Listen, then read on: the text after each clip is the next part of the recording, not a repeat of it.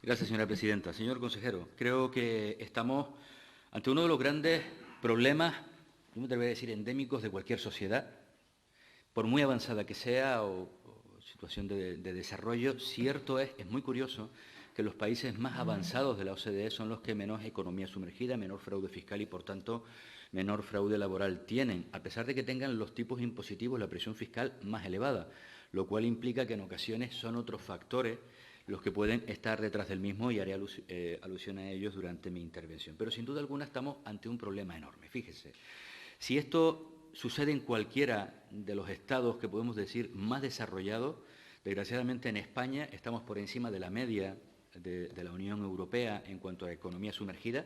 Voy a intentar centrarme hoy de manera muy especial en la parte de economía sumergida, aunque está todo absolutamente entrelazado. Si hay economía sumergida, obviamente hay un fraude fiscal y generalmente está asociado a un fraude laboral, pero en atención un poco a su consejería.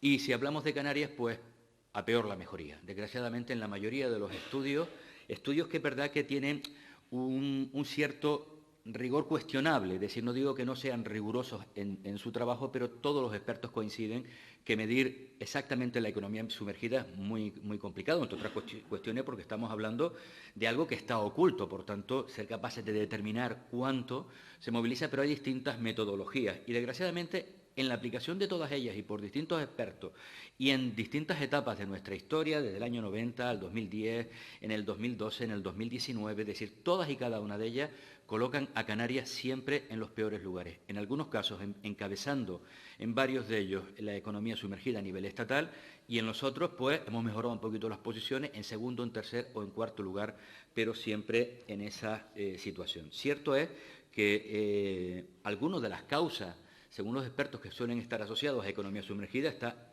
en función de una elevada tasa de pobreza de un territorio o una elevada tasa de paro, bajos niveles de renta, elevado peso de determinadas actividades que son más proclives a una actividad, digamos, sumergida. Hablamos del sector primario, de construcción, de hostelería, que, bueno, pues casi una radiografía un poco de nuestra comunidad en los últimos 25 o 30 años.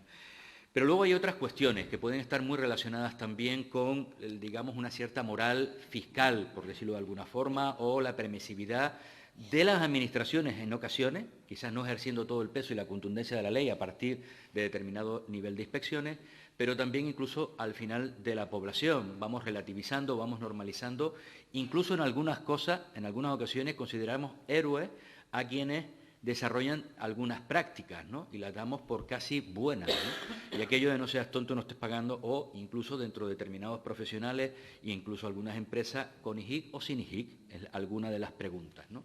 Todo este tipo de cuestiones contribuye a algo que perjudica al conjunto de la sociedad, porque erosiona de manera clara, además, el estado del bienestar mediante la merma de los ingresos que se pueden dedicar al conjunto del Estado.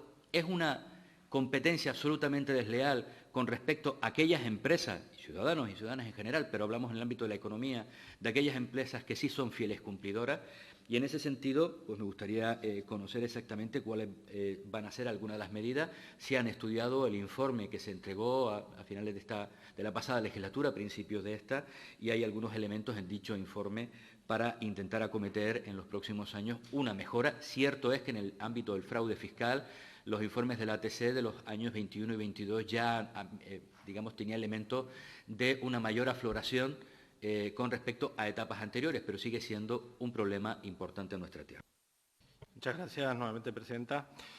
Pues, señor Campo, coincido con usted en que una de las principales enfermedades que puede sufrir cualquier sistema económico, no solo el canario, sino cualquier sistema económico, es la economía sumergida.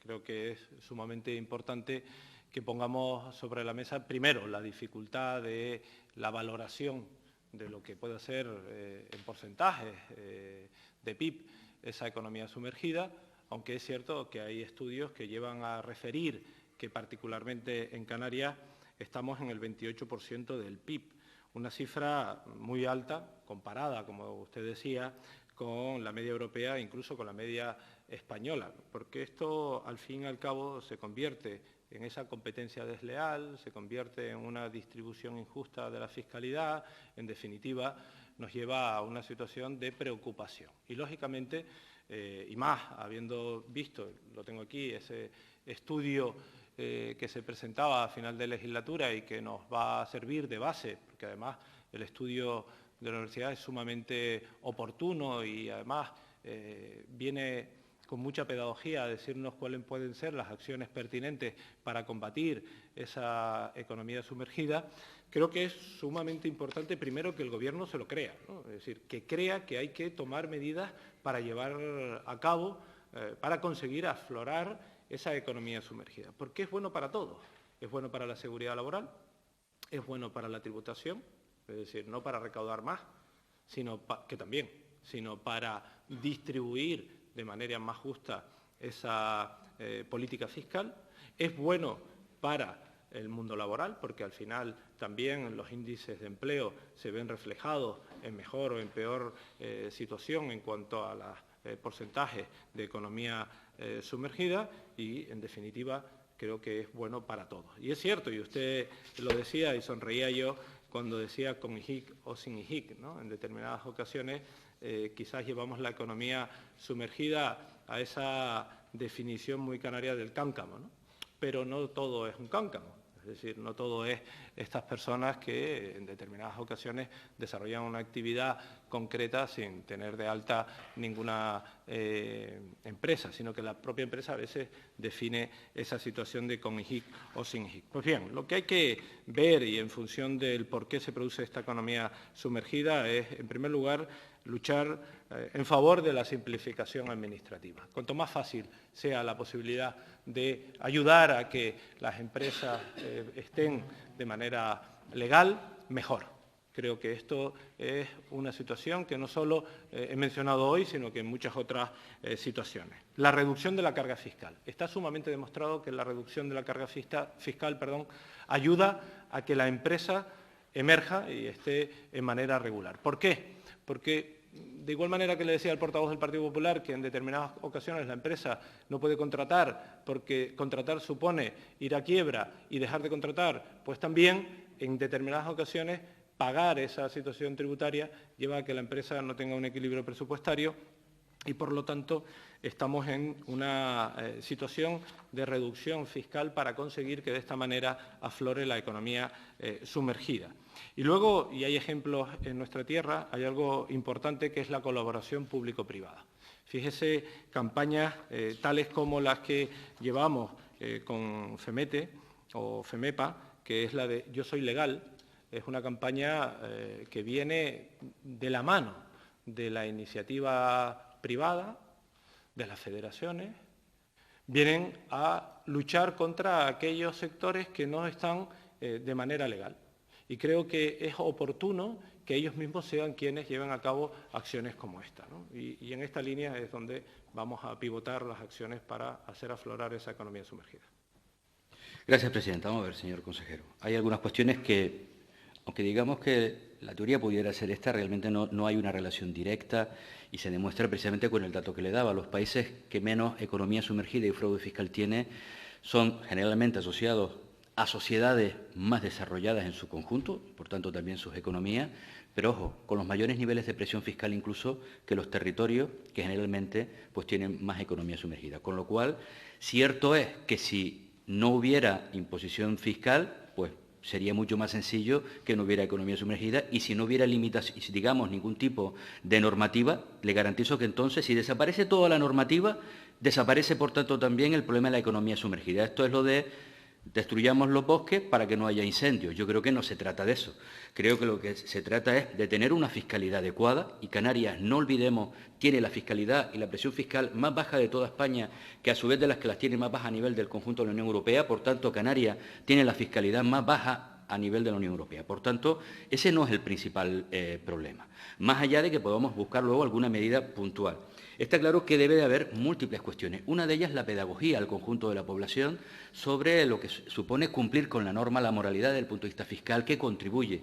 El Ejecutivo anterior llegó incluso a desarrollar programas de televisión dedicados a esto. Me gustaría saber si están planeando alguna cuestión, porque esta es una tarea importante. Y también, luego, hay un elemento muy importante para la ciudadanía y es la emulación, digamos, de lo que ve en sus dirigentes públicos. Y en eso, en algunas ocasiones, tenemos que entonar el mea culpa. En ocasiones porque hemos visto prácticas corruptas en algunos lugares que obviamente no solo es lo más edificante para el conjunto de la población, pero a mí me preocupa también otro elemento, y es cuando con nuestro discurso, y no hablo de que se pueda pensar que hay que subir o bajar algún impuesto, eso obviamente entra dentro de la praxis ideológica de cada uno, sino cuando se demoniza el pago de los impuestos y se habla con frases como meter la mano en el bolsillo cuando se está recaudando. Creo que esas cuestiones, más allá de la opinión que tengamos sobre la fiscalidad, deben de desaparecer de nuestro vocabulario porque contribuyen a generar una opinión negativa en el ámbito fiscal, en el ámbito tributario, que se traslada luego al laboral y al conjunto de la economía.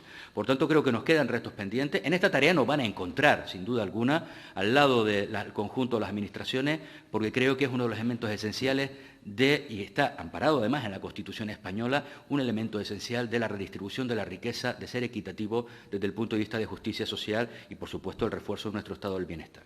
Muchas gracias, presidenta. Señor Campo, la simplificación administrativa indiscutiblemente es necesaria. Con respecto a la fiscalidad adecuada, es interpretable, es decir, qué es adecuado para usted, qué es adecuado para mí, qué es adecuado para un empresario que al final, cuando llegan los trimestrales, pues le parece mucho. Por lo tanto, creo que es sumamente oportuno que hablemos de fiscalidad.